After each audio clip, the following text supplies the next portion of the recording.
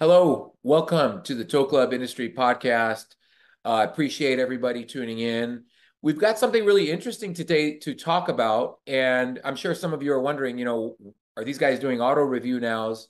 But at Tow Club, being in the software space, one of the things that interests us as an organization that supplies software to the towing industry is how we can help showcase what tomorrow is going to look like for towers, and in this case, towers and auto repair and auto body shops.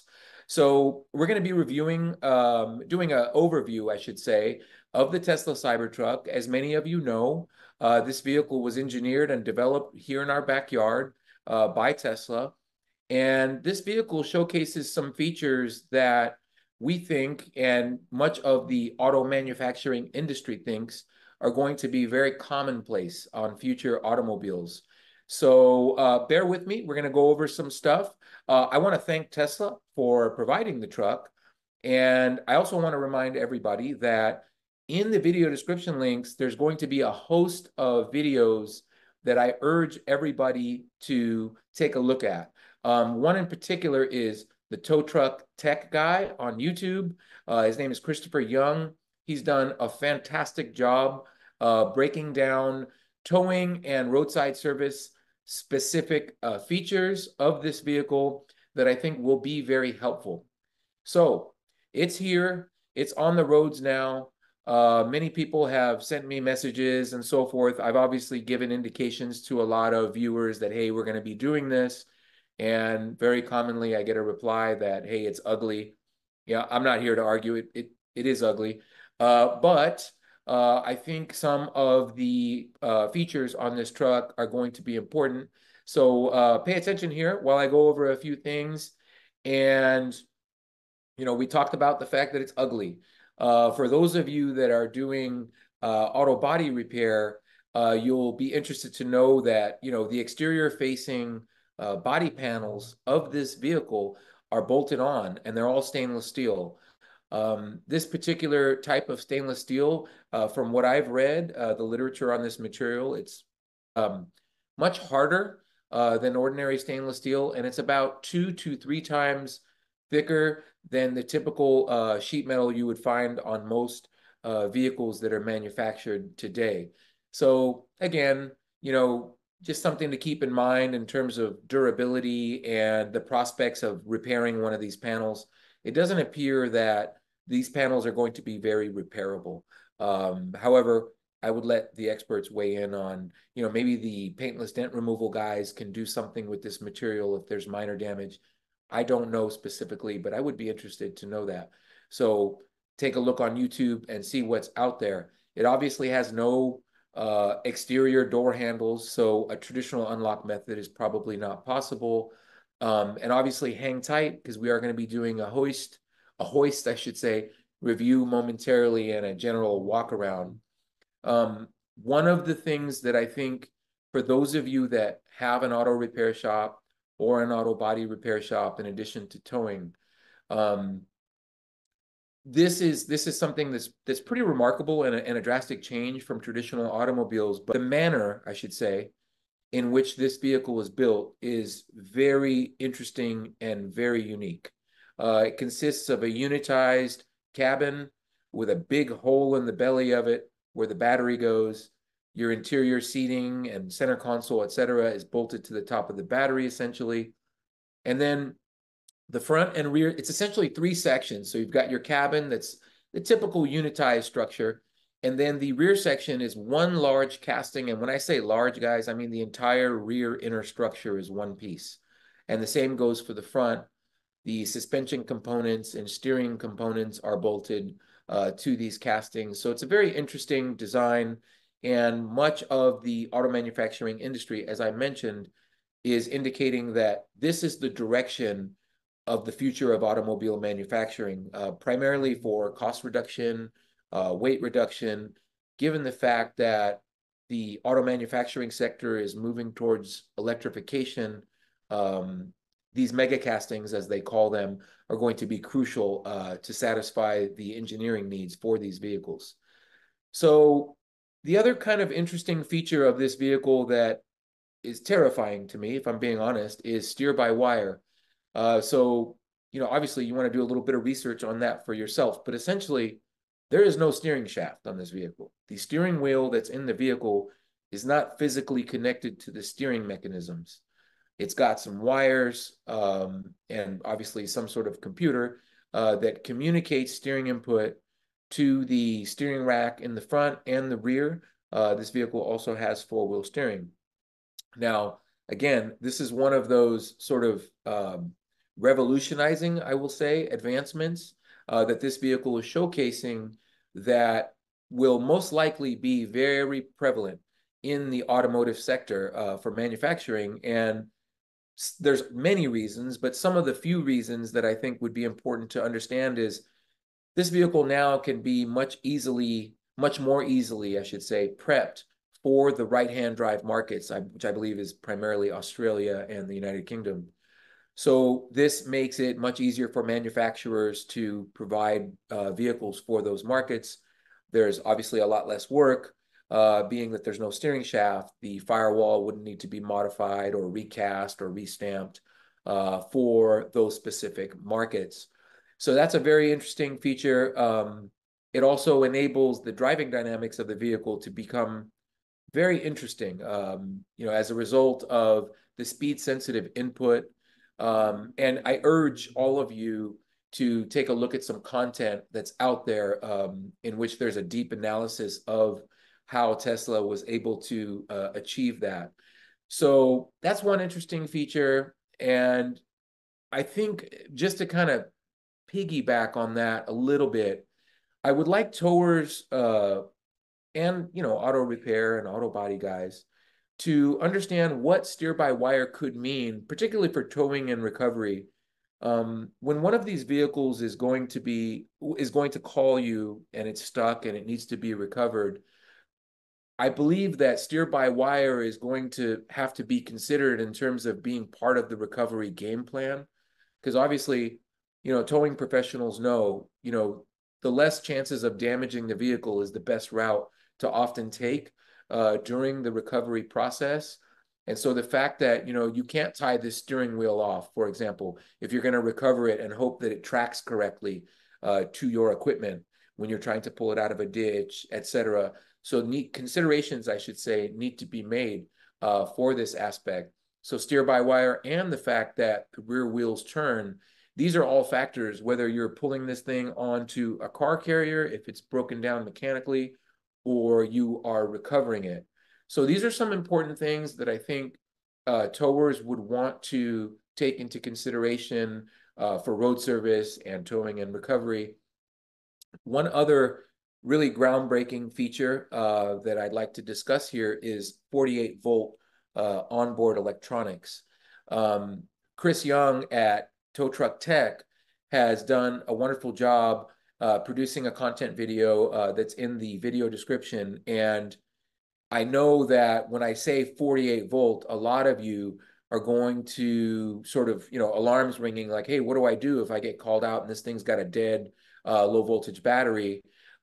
Chris has discussed this in detail, and I think you'll find his content very informative. I'm not going to get in the weeds on that, but 48 volt onboard electronics is a radical shift because, as everybody knows, everything is 12 volt now currently.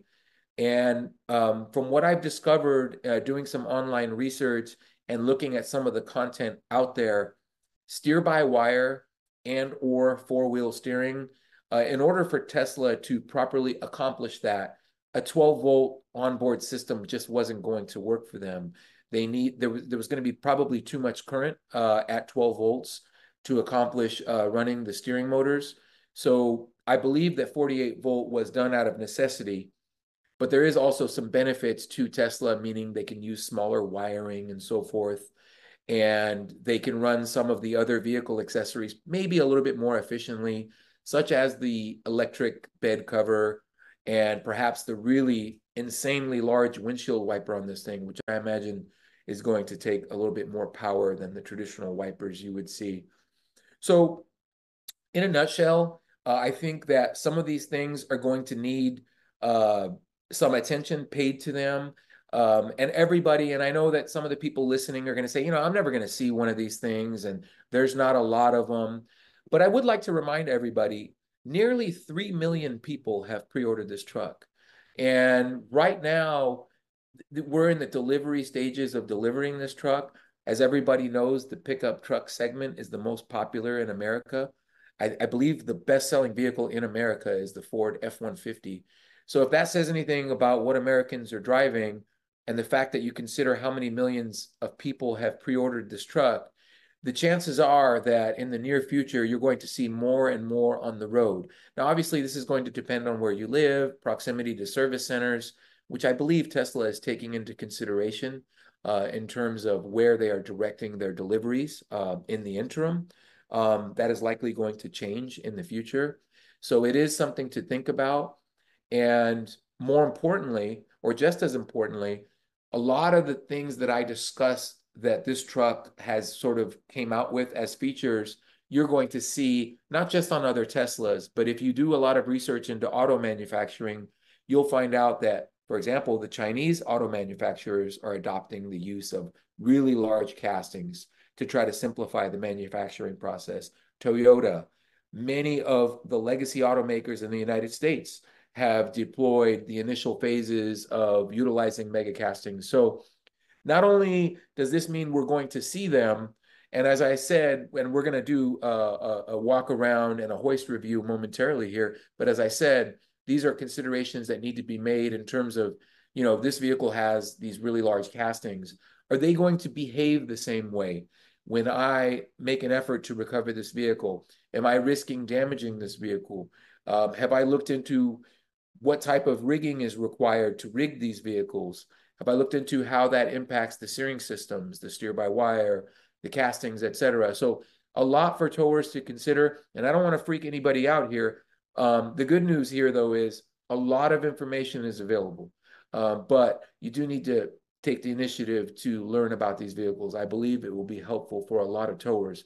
We're going to cut to a hoist review momentarily and a walk around. I appreciate everybody for checking this out. I'll be back momentarily. All right, guys, as promised, we've got the new Cybertruck here. We want to thank Tesla for providing this for us. We're going to do a quick walk around to talk about some of the features here that could affect the towing industry, but also the auto body repair industry, as many towers engage in auto body repair as well. So just a couple things. You'll notice, obviously, stainless steel here. These panels are about 2 to 3 times thicker than the steel that's ordinarily present on most vehicles. And one other important thing here is that all these panels are bolted on. There is no welded on exterior facing panels on this truck. So if they get damaged for whatever reason, these are just bolt on, and dinging this material is going to be relatively difficult. The rear wheel steer, you need to think about what kind of trouble that could pose for towing and or recovery operations. In other words, you may want to reconsider using the rear steered wheels as a recovery point if you get one that's stuck. And if we come around to the back here, we've got a hitch that's behind this panel here, and just some basic operations. We've got the tonneau cover and the tailgate here. And come around to this side, you've got a charge port here behind this flap. This is where the vehicle charges. No door handles, so you need to think about what kind of problems that could pose in terms of, unlocking the vehicle. You're not going to really unlock this vehicle in the traditional sense. And I'm sure some of you are saying it's ugly. I don't necessarily disagree. It is somewhat ugly. But we'll leave the subjective stuff for another episode. Coming around this side, it's got one really large wiper here. And it's got a frunk that, if I remember correctly, you're going to have to forgive me, as, I can use the app here to unlock the frunk here. By the way, this is the manual release here. for the frunk. So there you have it. Basic walk around. We're going to go to a hoist review so that we can take a look at some of the key features of this truck from underneath, particularly considering that some of these features are going to limit either auto body operations, towing operations, and or recovery operations. And when I say limit, they're going to alter your approach to some of those operations. And I do want to remind everyone to check out Tow Truck Tech on YouTube. Christopher Young has done an excellent job breaking down some of the unique features of this truck as it relates to towing and recovery operations. So we're here, we're under the Cybertruck, and I'd like to point out a few things, obvious things, I should say, that are going to impact some of the decision making as it relates to towing and recovery.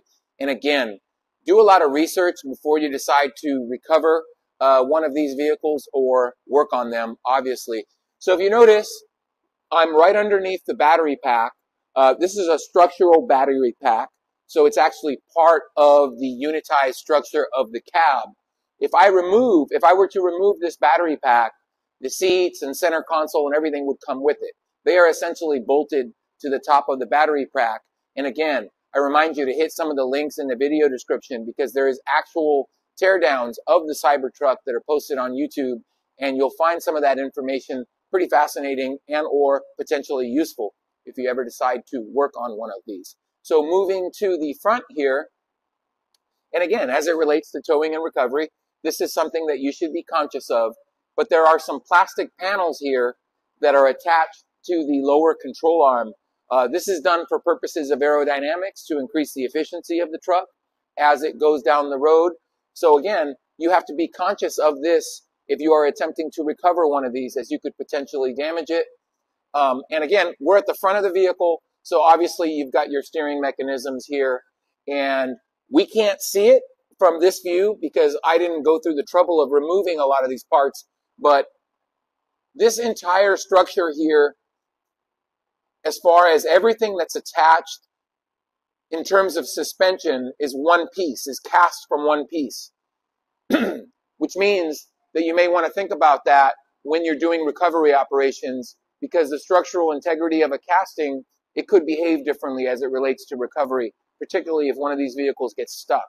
So we're going to move to the back here, and again, in the back, interestingly enough, we have stamped steel lower control arms, and also similar aero covers attached to the lower control arms. Again, you want to be conscious of these if you are recovering one of these stuck vehicles, and or if you are jacking it up for whatever roadside assistance operations you may or may not encounter. We've got the vehicle lifted with the lift points that the factory recommends. They actually stamp lift point above this block of wood here that's designed to prevent this from depressing the battery casing here. But like I said, you come around to the back, there's some shielding here. Again, some of this stuff could or may or may not be damaged as it relates to off-roading, but it's designed to protect the structure. And a plastic shield here that's, again, designed for aerodynamics. I would like to point out something at the front of the vehicle here that you would see on most vehicles, but we do have recovery hooks at the front of the vehicle. Oftentimes, as many towers know, these recovery hooks may or may not be, I should say, submerged in snow, mud, water, ice, etc., and you may not be able to access them, and that is why I would like for our audience to see underneath the vehicle to understand that you got to be real cautious as it relates to towing and recovery, where to attach. And again, I want to remind you, there's a lot of content in the video description. Please learn about this truck, as again, I would like to remind all the viewers, this type of technology is a showcase for what's coming. So you may or may not encounter one of these vehicles, but automotive manufacturing is changing rapidly, and a lot of this technology you may see on future products. So it'd be good to become aware of it. So thanks for checking out the hoist review and walk around. And just in summary, take some caution when you're working on this vehicle, because one of the things I wanted to remind some of the listeners of is, if you damage one of these exterior panels, the likelihood is that it can't be repaired. And, I don't want to speak out of school here, but I'm going to assume that replacing these panels is not going to be inexpensive. For some of you that are in the auto body space, and some of you, I imagine, are going to be Tesla certified body shops and so forth. I'd like to get your input, guys. I've already put out feelers with some of the auto body repair facilities in my market, so it'd be interesting to know, kind of what experiences you've had, or if you've worked on one yet. This is obviously a very new vehicle, so I would love to do a follow-up in the next year or two to see how this vehicle has held up for folks. I really appreciate everybody watching. I hope this information was helpful. And I hope that everybody can understand that, this is not a fanboy video. I believe, along with many people in the towing space, that Tesla in particular, if not the entire sector of electric vehicle manufacturing, will likely have a bigger slice of the market in the coming years. And so familiarize yourself with what's in these vehicles, how they're being manufactured, regardless of whether you're in towing, recovery, road service, auto body repair, etc. Because I think there could be a benefit, and I think that you would likely, in the course of doing business, generally be a preferred vendor of some sort if you had a better understanding of these vehicles. Please don't forget to check out some of the video links in the description. And I wanted to add, some of these links will include instructions directly from Tesla as far as the transporting of these vehicles and any type of road service. So you're not just getting sort of like YouTube links, you're getting some information here from the horse's mouth. And again, if you're not willing to know, don't tow, please. Thanks again.